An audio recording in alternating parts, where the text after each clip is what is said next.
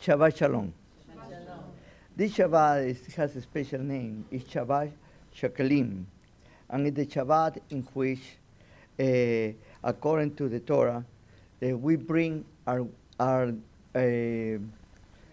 shekels to for building the Mishkan, and it's an offering to the Creator.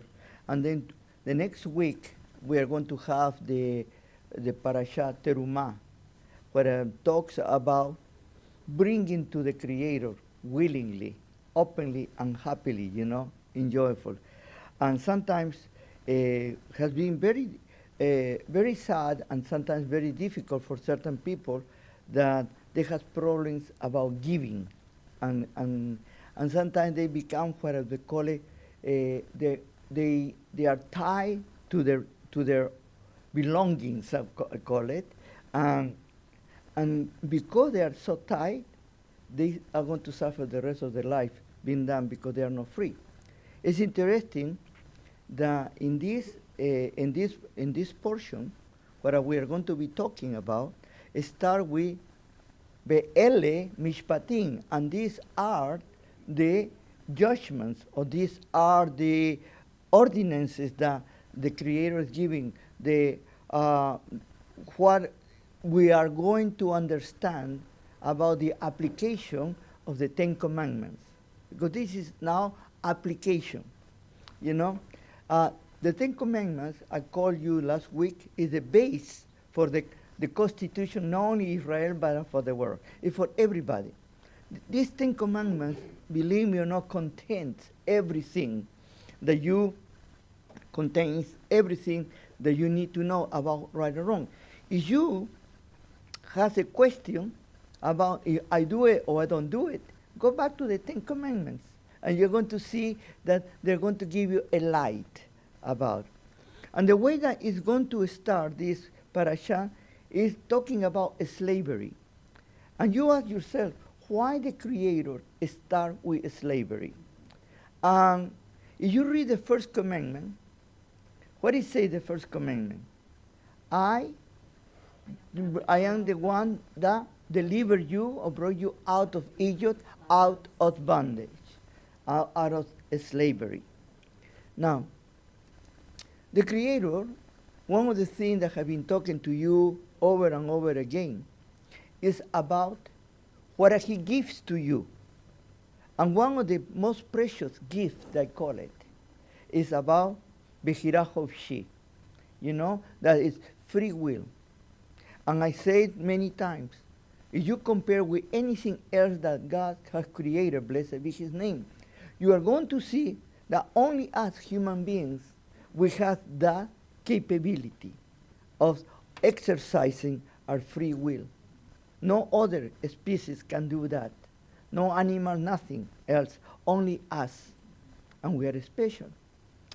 And it's the use or the misuse of this Bechirah Chofshi who make us who we are. And then the equation of this is about that we have free will, and the free will is going to give us responsibility. We need to exercise our responsibility. And it's very easy, in many ways, to try to blame others for what happened to us, or to make others responsible for our own lives. Others make decisions. That happens in every area of our lives sometimes. You have heard me before too, letting you know about how politicians and religious people are very similar. They give you offerings. They offer you a lot of wonderful things. If you only follow them, or you vote for them, or you give your support to them, they are going to make your life better. And the only life that they do better is to themselves. But they use the people. And there are people that cannot do anything without asking the gurus or asking the people that. And the Creator has given to us the responsibility for us to take decisions. Please don't misunderstand me. I am not saying that it's wrong to ask for advice. I have never said that you cannot ask other people about what can do, you cannot do, if you are asking information and advice. Don't follow blindly. But no follow blindly. You are the one that your decision is the final decision.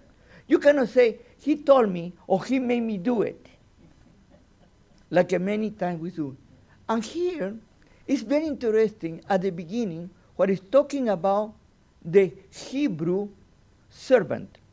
You know, I prefer to call a servant than a slave, even that the word ebed could be translated as a servant or as, but it's totally different to what we know today about slavery.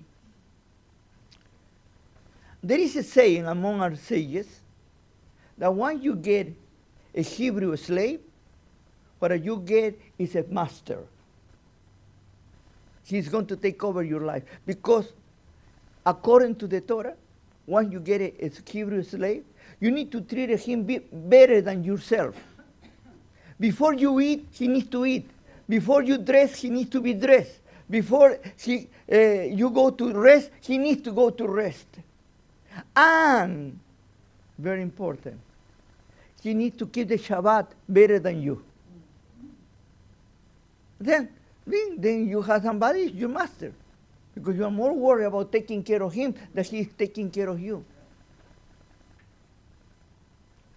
But and there is this man that sell himself to his master because of debts or whatever happened, and then he works for him. If he works and he goes by himself, he comes by himself. If he goes with his wife and children, goes back with his wife and children. But if he goes as a slave or as a servant, and his master give a woman to him, a wife, and they have children, the woman and the children belong to the master. And doing that, he can live after the 7 years, but he cannot take his wife or children. And because of that, he say, because I love my wife, I love my children, I love my master, I don't want to live, and I'm going to make myself a slave. And literally, he's going to sell himself forever. The forever, the olam, according to our sages, means from jubilee to jubilee, 50 years. Then he becomes free, which is a long time. Now, what is the Creator is trying to teach us with this? How unfortunate it is when he gives you the freedom, the greatest gift that you can have it, and you throw it away in order that other people take care of you.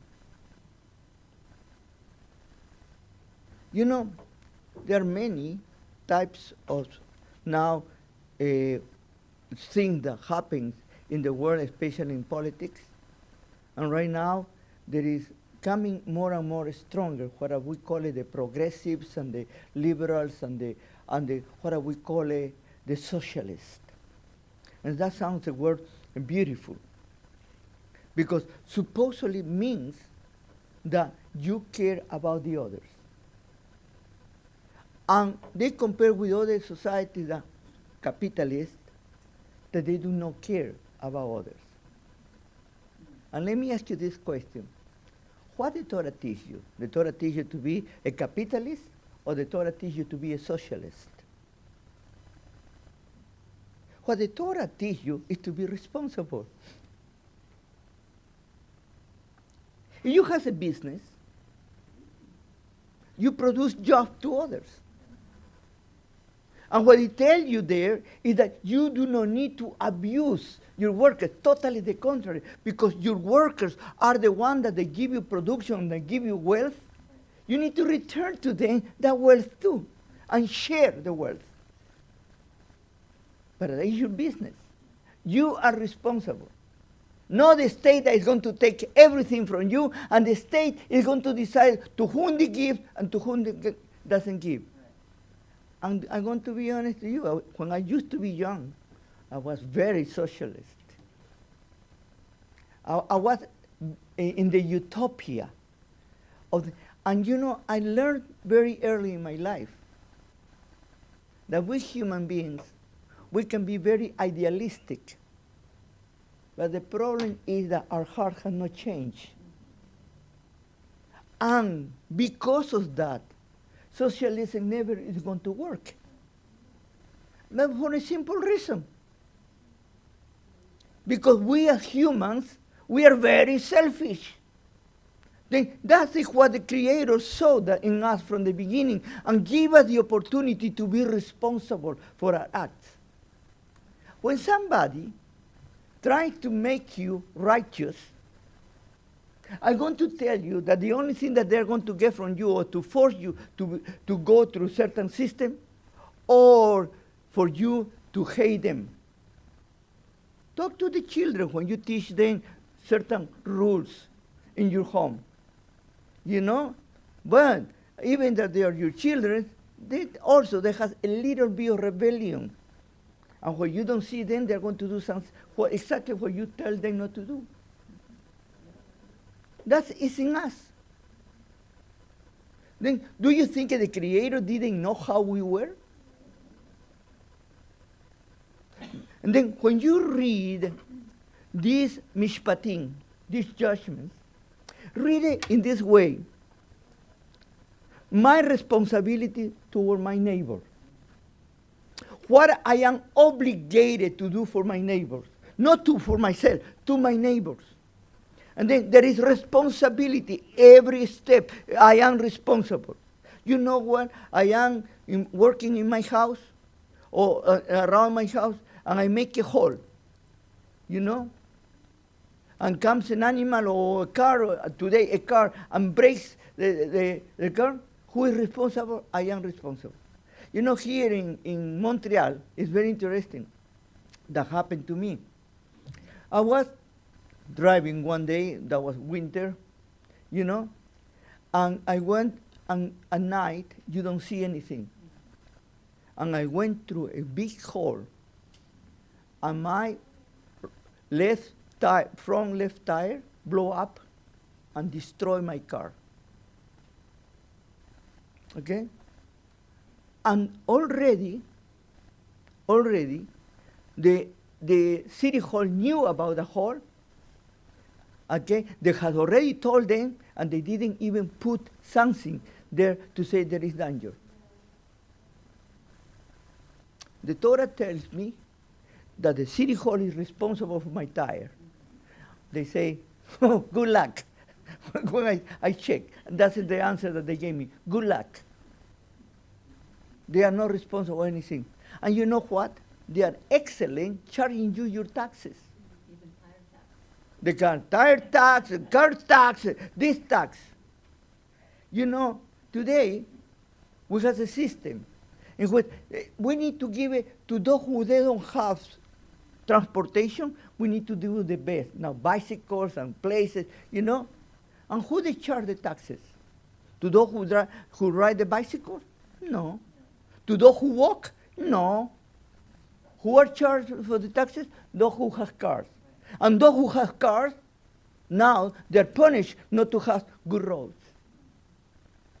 That is the social system. Take it from the rich and give it to the poor. Sounds so beautiful. Robin Hood. And that is a lie. Because we do not teach what Torah teaches you.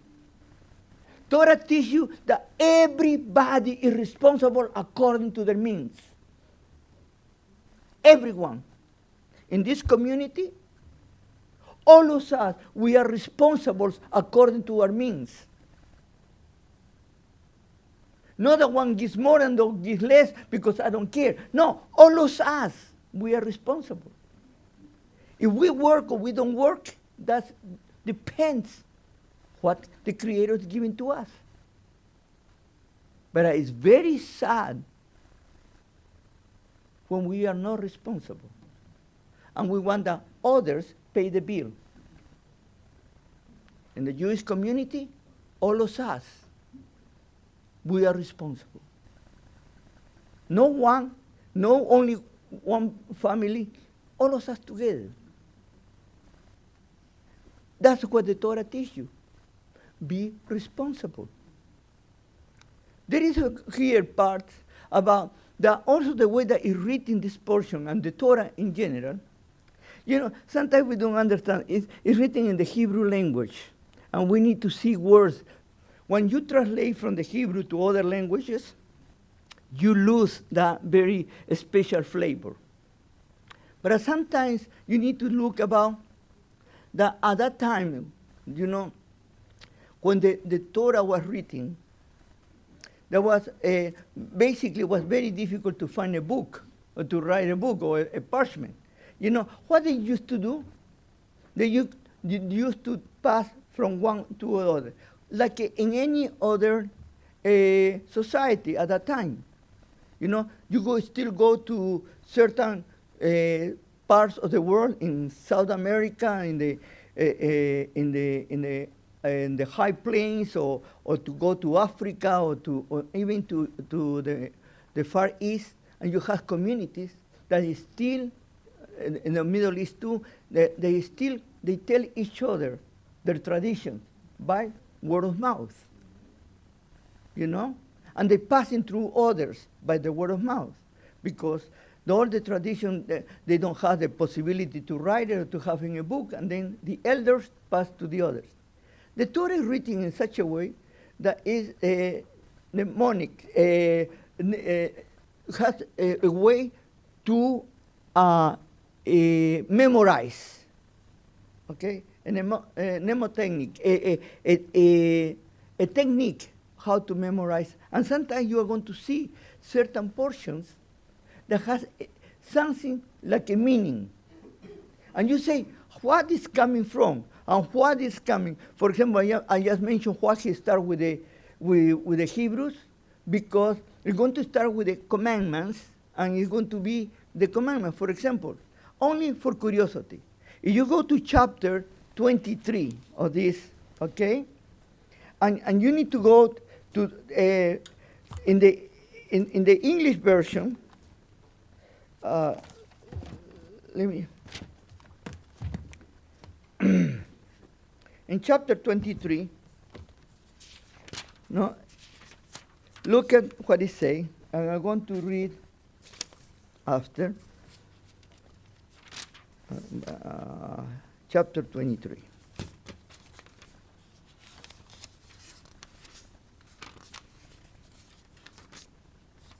He say, look at how it starts. Verse 1. Lo tisa shema shav. Okay? Let me read it to you, the third commandment.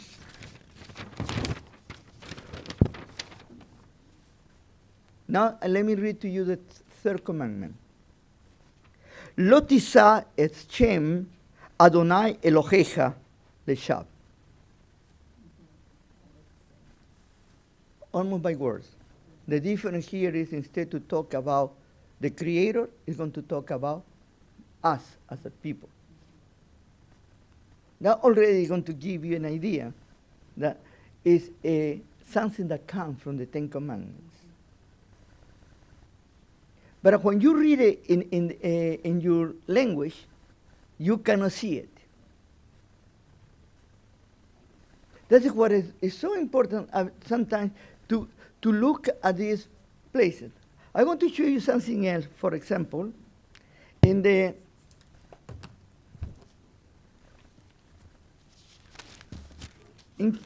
chapter 22, verse 16,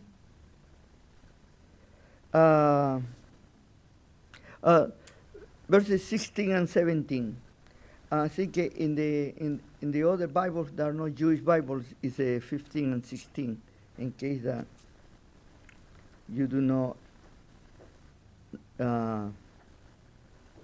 you don't find, okay? It's about the virgin. If a man seduce a virgin who is not engaged to be married, he will pay her a bride price and make her his wife. And if her father absolutely refused to let him have her, he will pay a sum equivalent to the bride price of a virgin. What is the next passage? The next passage is, you will not allow a sorceress to live. What have to do with the other, no? Okay. You remember that I say that the Torah is mnemotechnic and to help us to remember, because they didn't have them written. Then, a virgin, the idea of virgin. What was the idea about a sorcerer? A sorceress. A witch. According to those times, to be a good sorceress, basically needed to be virgin, because was uncontaminated. They lose the psychic power to enter. Okay, and then mnemotechnic, they will help. Now, let's go to chapter 23. And this is also very interesting. Verse 19. Okay, 23, verse 19. Now I want that you start looking at how the Torah is very pedagogical. Horaot, they say, or Torah Haraot, the teachings of the Torah. Because the word Torah, what it means is principles of teachings. Okay? Instructions. And here, you will bring the best of the first fruit of your soil to the house of the Lord your God. And silence comes. And you will not boil a kid on its mother's milk.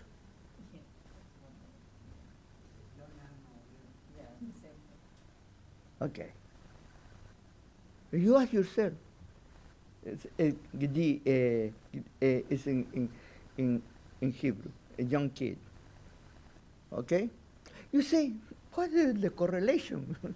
First fruits, we do not boil the kid in the mother's milk. Our sages, wrongly to me, sorry, I don't want to put myself in any position, but they have made this, what they call it, a kashrut law. That is all their invention. This has nothing to do with kashrut. Has to do with idolatry. Has to do with superstitions. That the Creator, little by little, is trying to take them out. There is a goddess of the Canaanites, where Israel was there, called Ashtoreth. Astarte. Ashtoreth. And don't worry, she's going to continue correcting me, and I like it. And what it was, they have found in Israel little, what we call statues of the woman with many breasts. And she is the goddess of fertility. Okay? Then there was a ritual among the Canaanites in two ways. First of all, they take the kid from the mother, and in order that the mother will continue producing kids, they needed to cook the animal in the mother's milk, in that there's continuity. And the women who were barren or they couldn't have children, or they wanted to have many children more, they will eat that kid, as a fertility ritual. Now, if you put it together again, you will bring the best of the first fruit. And the best of the first fruit is not only including about trees, talking before, is already talking about the firstborn, it's talking about the first animals and everything else. And that is, God is the one that gives us the fertility. No, the God is not idolatry. Then you are going to see how the Torah is so pedagogical, so open to teach us principles and not to forget and to have the relationship. We have lost sometimes that relationship. But I would like to challenge each one of you that in these principles, in this portion, there are 53 of them, you can find which part of the Ten Commandments they come from. I challenge you to look good, and you're going to have a lot of fun. But then, it's going to come something very interesting at the end of chapter, verses 20 of chapter 23. It's something totally very interesting. The religions, they make it to believe whatever they want to believe, and they make it the way that they want to make it. But if you read carefully chapter 20 to the end, and you see the translations, the word here in chapter 23, verse 20, Hine Anochi Sholeach Malach, and I will send to you a malach. Now, what is a malach?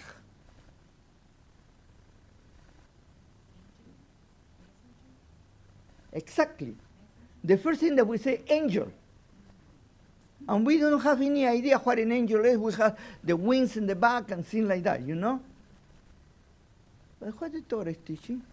I will send you a messenger. And read all this to the end of chapter 23, and who is the messenger that he's talking about?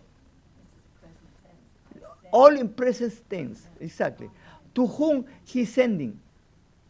Who the Creator has sent to deliver Israel from Egypt. Who? Moshe Rabbeinu. But you see, we are so fantasious. We fly in the air and we go to other places. And we don't take the scripture for what it is and what it's talking about. They even capitalize Yes. the word in English, angel, with a capital. Oh, it's with capital. Let me see here how it's written. No, here, this is the Jewish one. In mine, it's not capitalized. What is good. But yes, don't get mad. It's okay. But if you change the word angel, and by the way, and here in our community we have two angels. Yes. Okay, I mean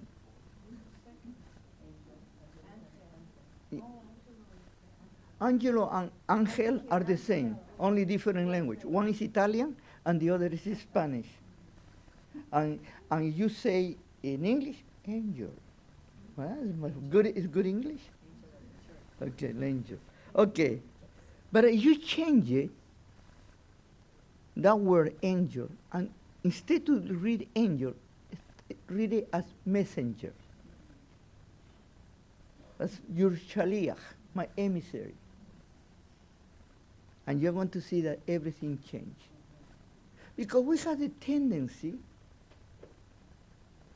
we love the hocus pocus. instead to go down to earth as the Creator wants us, because He wants us to walk on the earth, not to be flying. When I came to this organization and this community, when I was called to be your rabbi, honestly, I spent 3 years trying to pull people down. All of them, they have huge wings. And there are only the hocus pocus that were interested. They love it to talk about the end of the world. And the Messiah is coming. It's here. And I say, if he doesn't come yet, what are you going to do? I ask that question. Well, he will come. The Creator wants you now, not tomorrow. And this is why it's so important to understand this message today. By Ele Mishpatim, these are the applications of the Torah, the 10 Commandments. Because you know what? Each one of these is only an application. And today there are many things that are coming that are no any longer, we cannot relate it with what happened 4,000 years ago. But if you change the idea of the ox, like you say, for a dog, or you change your donkey for a car, and then if you find somebody that is stranded with his car, especially here in Montreal, in Canada, with this weather, what the Torah is teaching you? If you find somebody stranded, a donkey or animal, you go and you put it to yourself and you take it to your home until to give it to the owner, no? What do? You just find somebody stranded. What the Torah is telling you, go and serve your neighbor. Even if you don't like him, or he doesn't like you, you are responsible. You need to stop in the middle of the highway, whatever it is, and wait until help comes for them to be taken, or you call for help. That is what the Torah is teaching us, a responsibility that we have upon our community and our neighbors. There is one thing, for example, that is very important. For example, today, if you have a swimming pool in your house, you are responsible for that swimming pool. What happens is a baby, a young child, goes and get into the swimming pool and drown. Who is responsible? You, as the owner of the house. This is in the roof of the houses. They need to put barriers. Why? To avoid the people fall. This is what and in this also tell us about protection of the animals. Treating the animals in humane way. No abuse them, no destroy them. Totally the contrary. You need to be good to the animals, protection. And the higher level, to take care of the widow, the orphan, the foreigner. Why they put these 3 categories? Because they are the most vulnerable people that you have. What is telling you the Torah? The Torah doesn't say, give me all your money. Say, help them and teach them. In the Jewish community, when somebody comes new,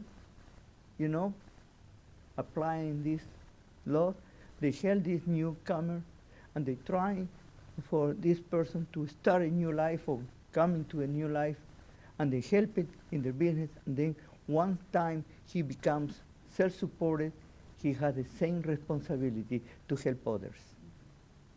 This is the idea of community. helping each other, helping us. It's not any longer what is for me or what I can get from this. This community, sorry to tell you, is not a social club. It is all together helping each other and being together, lifting us each other. We pray for each other, we intercede for each other. And let me tell you, I am so grateful to all of you for these last weeks, because when I was going through such a difficult time with my own mother, and I can tell you right now that finally she's back at home. What a wonderful. I thank you that you support me with your prayers and with your good thoughts. And I can tell you with all honesty that I felt that support. And this is the idea of Mishpatim, that we are responsible for each other, that we need to keep going, and we don't need to look back, we need to look forward. The past is already gone, and the future, who knows? But one thing that we know is what is happening today. May the Lord bless you and keep you you in abundance, and bless you in every way, on all your ways and your thoughts and desires that you have. In His precious name, Amen, be Amen, Shabbat Shalom.